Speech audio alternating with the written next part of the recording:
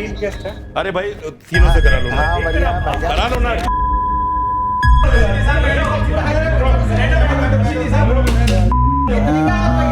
ये माइक तोड़ दिया यार। ये तो सब गलत बातें कर रही हैं। नहीं वो जो आपको समझ में नहीं आएगा वो गलत नहीं हो जाएगा ना बात कर सर। रहे हैं दीन के खिलाफ। भाई मेरी कीजिए मेरे खिलाफ कभी आपने सब ये इमाम साहब ये दोनों बातें ये कैसे हो चूंकि सकती हैं? इमाम है, ये आपने इनकी जो जिम्मेदारी किया, बनती है जवाब देना। ये दोनों बातें ये इमाम कैसे हो सकती हैं? है, इमाम होने के नाते जिम्मेदारी है इनकी जवाब देना। बोल चुके जिम्मेदारी है इनकी बोल जवाब चुके देना। और ये एक भी बात का तसल्ली बख्श जवाब नहीं दे पाए। ये दोनों बातें नहीं कैसे दे हो पाए। सकती हैं इमाम साहब कि आपने जो किया ना दुनिया की जानकारी, आपने जो किया वो गुनाह भी हो गया, जानकारी, न बरबर लेकिन यहाँ की शरीयत जानकारी। के हिसाब से तो चीजें चल नहीं रही हैं, इसलिए शिर्क सजा कैसे अज़ीम है। मिलेगी? ये दोनों बातें समझाइए जरा। देखिए ये मेरे और ईश्वर के अल्लाह के मामलात हैं कि मैंने क्या किया, मैं क्यों गया। आपका जाहिर, आपने जाहिर क्या देखा कि जाने पे जाहिर, एक आदमी जाहिर में बुतों की पूजा कर रहा है तो उस पे फतवा आपने लगेगा। देखा पूजा करते आपके देखा। दिल को नहीं माना जाएगा। नहीं, आप बुत के अगर सामने मैं- बैठ के कहो मैं तो अल्लाह अल्लाह कर रहा हूं, कोई नहीं मानेगा। आप बोलिए सर, माफ आप बोलिए, हम लोग सुन रहे हैं, आप कोई बोलते नहीं रहिए। मानेगा। आप बोलिए सर, बोलिए। कोई नहीं मानेगा। नहीं, आप बोलिए, बोलिए सर, बोलिए और बोलिए। कुफ्र फतवा बोलिए जो सर। लगता है वो जाहिर पे लगता है, जाहिर पे। नहीं आप और आप बोलते रहिए। चूंकि प्राण प्रतिष्ठा के प्रोग्राम में गए, ठीक है। सबने देखा, ठीक है, इसलिए आपके ऊपर फतवा लगा। आप समझे। मैं माफी सर, मांगता आप हूं, क्यों बोल अल्लाह रहे हैं? मैंने वो आज बोल तक रहे हैं ना, जितने वो बोलने गुनाह किए मैं तौबा करता हूं। अब आप थोड़ी देर शांत होने दीजिए। सबके सामने तौबा करता हूं, आप भी कर लो, क्या हर्ज है। मैंने कहा था मुझसे बर्दाश्त नहीं होती ये चीजें। मैं अल्हम्दुलिल्लाह मुस्लिम हूं, मेरा इस्लामिक माइंड सेट है, अल्हम्दुलिल्लाह माइंड सेट है मेरा, एक सेकंड, इस्लामिक माइंड सेट है मेरा, है और रहेगा, बिल्कुल रहेगा। आपके अलावा 3 गेस्ट हैं। अरे भाई तीनों से करा लो ना, करा लो ना।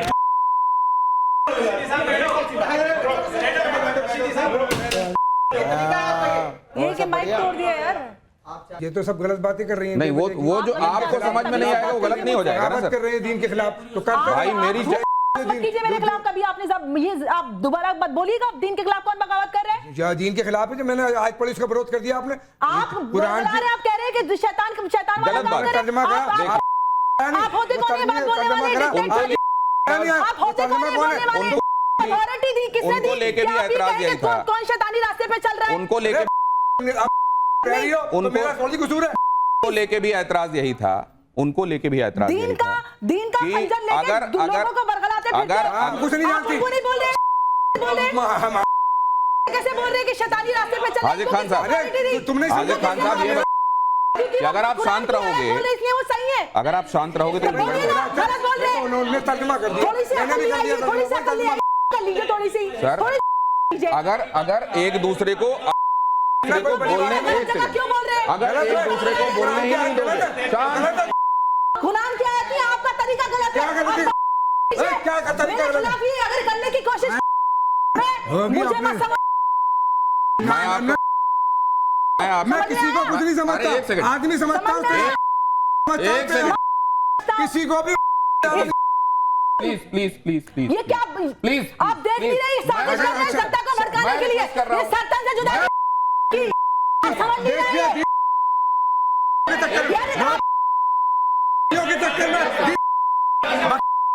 एक पूरी सेकंड, दुनिया को बर्बाद कर रही तो है। सेकंड। बोलिए तो ये कर क्या रहे हैं? एक सेकंड, दीन की बेइज्जती एक भी नहीं जानती। सेकंड, एक सेकंड।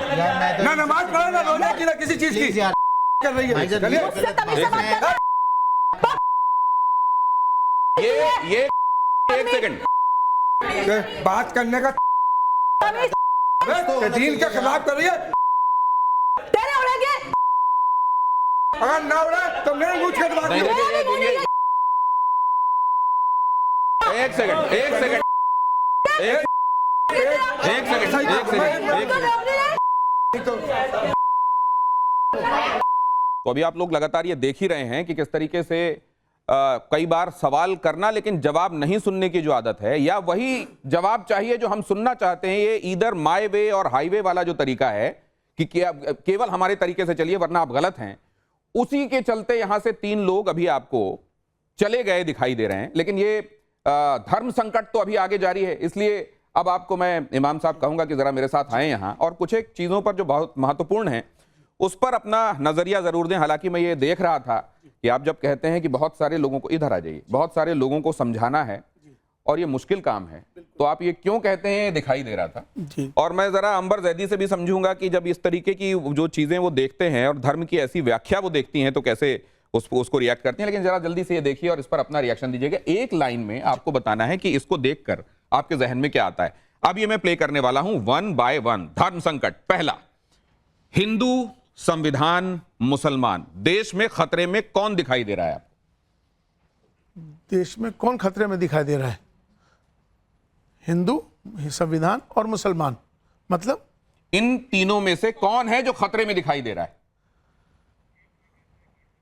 कोई कह देता है हिंदू खतरे में है, कोई कह देता है संविधान खतरे में है, कोई कहता है मुसलमान इस समय सबसे ज्यादा खतरे में है। आपको खतरे में कौन दिखाई देता है?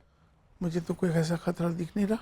आपको कहीं कोई खतरा नहीं दिखाई दे रहा है? मतलब खतरे से मुराद क्या है कि क्या कहाँ हिंदू खतरे में है, कहाँ संविधान खतरे में है, कहाँ मुसलमान खतरे में? चलिए नेक्स्ट प्ले कीजिए। मुझको कोई हाँ इनमें से किसी पर भी खतरा मंडराता हुआ दिखाई नहीं दे रहा है। अगला दिखाइए।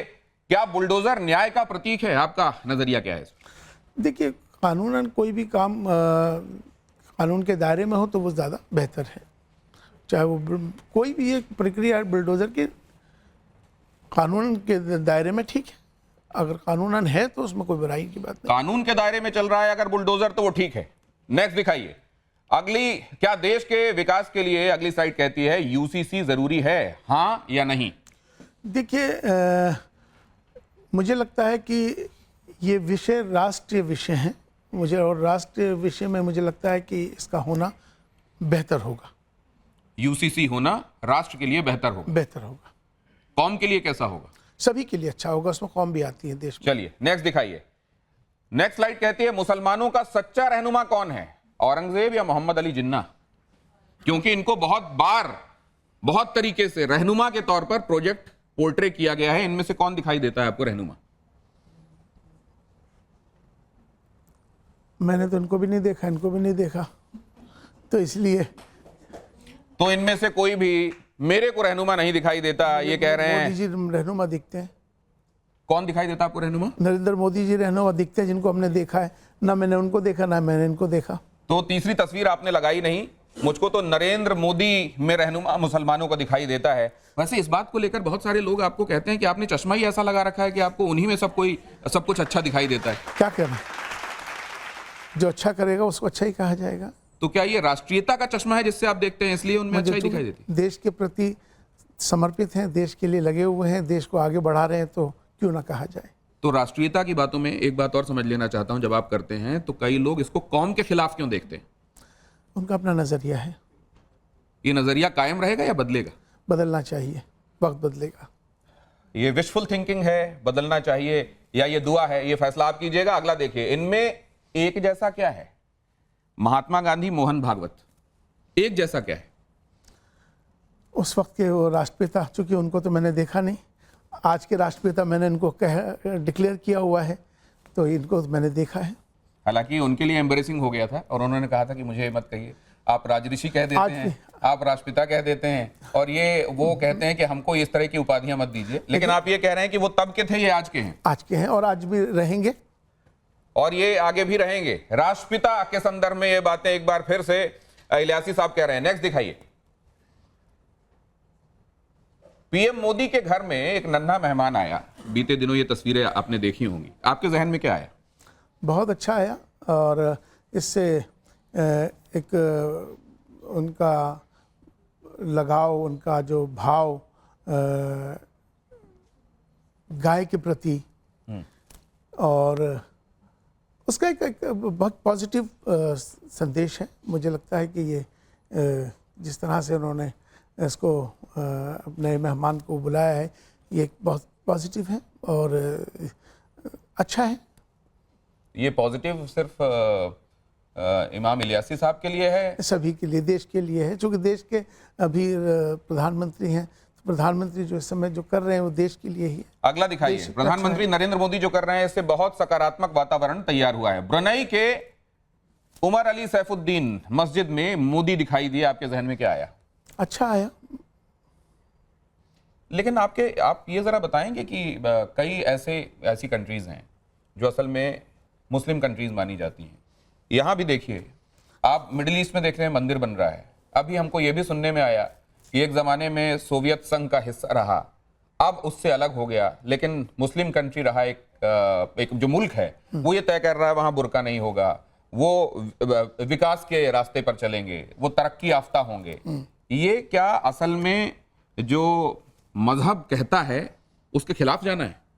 नहीं, दरअसल अभी जो तस्वीर आपने लगाई है मोदी जी की मस्जिद में, तो मस्जिद तो सभी के लिए होती है, खाली हिंदू या तजाकिस्तान ने फैसला किया है कि वो दकियानूसी बातों को नहीं मानेगा। उसने अपनी दकियानूसी कौन सी चीजें उसको डिफाइन भी किया है। मैं ये जानना चाहता हूं कि इमाम साहब के हिसाब से वो तरक्की याफ्ता सोच है या आपके हिसाब से वो धर्म के खिलाफ, मजहब के खिलाफ सोच? देखिए, धर्म को वो आज भी उसी तरह से मानते हैं जिस तरह से मानना चाहिए। अभी आपको मैं बताता हूं कि जिस तरह से अब इंडोनेशिया को अगर आप देखते हैं, दुनिया का सबसे बड़ा लार्जेस्ट मुस्लिम पॉपुलेशन है इंडोनेशिया में, लेकिन वहां पर जो हिजाब है आप देखेंगे जो चेहरा उनका खुला होता है, लेकिन बहुत सारी जगह जहां पूरा ढका हुआ होता है। तो मेरा मानना यह है कि अपने इस्लाम को भी मानते हैं, अपनी संस्कृति को भी मानते हैं, और इंडोनेशिया के जो लोग हैं, इसी तरह से तजाकिस्तान के लोग हैं, उन्होंने भी अपना एक नजरिया पेश किया है। वापस अपनी जगह पर आ सकते हैं। इमाम साहब ने बड़े दो टूक तरीके से सही को सही, गलत को गलत कहा है, लेकिन अब एक बात मैं आपसे समझते हुए, अंबर जैदी, आप अकेली बची हैं। वो लोग, जो तमाम लोग आए थे यहाँ सवाल पूछने के लिए, वो ना तो जवाब देने दे रहे थे, जवाब सुनने की भी उनमें सलाहियत नहीं दिखाई दे रही थी, पेशेंस भी दिखाई नहीं दे रहा था, और उसके बाद हर एक चीज में ऐसे टोका जा रहा था जैसे उन्होंने एक अपने दिमाग में प्री कंसीव्ड तरीका बना रखा है कि आज इनको बोलने नहीं देना। ये क्यों था? सबसे पहली बात तो शेर अकेला आता है, झुंड में आता नहीं है। झुंड में तो ऐसे कायर लोग वार करते हैं जिनको ऐसी जरूरत होती है। सबसे पहली बात तो ये देखिए ये पहली बार नहीं है। आप जानते हैं कि मैं बहुत लंबे अरसे से टीवी में डिबेट्स करती हूँ और ये आए दिन का काम है। ये इनका पुराना नहीं, तो ऐसे लोगों का मोटिव क्या लगता है आप? ऐसे लोगों का कोई मोटिव नहीं है। ये लोग कौम का भला नहीं चाहते। ये लोग चाहते हैं कि ये थोड़े से फेमस हो जाएं और इनको राज में कुछ करने के लिए पार्टी में किसी उसमें मिल जाए। तो आज बहुत साफ गोई